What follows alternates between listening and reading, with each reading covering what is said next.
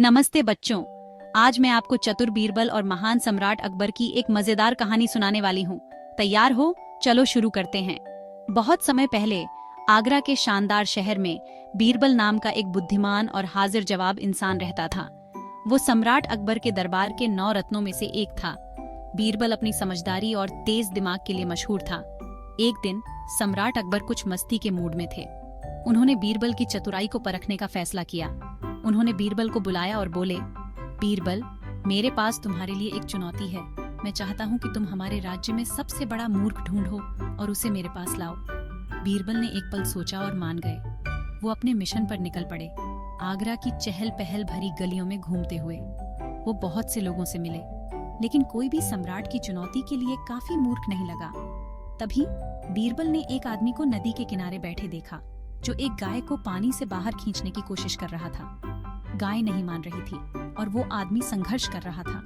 बीरबल उसके पास गए और पूछा, तुम गाय को नदी से बाहर क्यों खींच रहे हो? उस आदमी ने जवाब दिया, गाय पानी पीते वक्त पानी में गिर गई। मैं उसे बचाने की कोशिश कर रहा हूँ। बीरबल जोर से हंस पड़े और बोले, मेरे दोस्त, क्या तुमने कभी सोचा है कि शायद तुम्हें गाय को खींचने के बजाय पीछे से धक्का देना चाहिए? उस आदमी को अपनी गलती का एहसास हुआ और उसने बीरबल को सलाह के लिए धन्यवाद दिया। अपनी खोज से खुश होकर बीरबल महल लौट आए।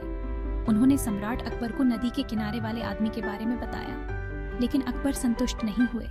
उन्होंने कहा, बीरबल, यह आदमी सबसे बड़ा मूर्ख नहीं है, ढूंढते रहो।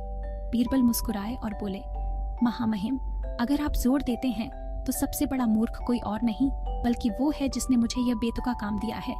सम्राट अकबर एक पल के लिए अचंभित रह गए और फिर जोर से हंस पड़े। उन्हें एहसास हुआ कि बीरबल ने एक बार फिर उन्हें चकमा दे दिया है।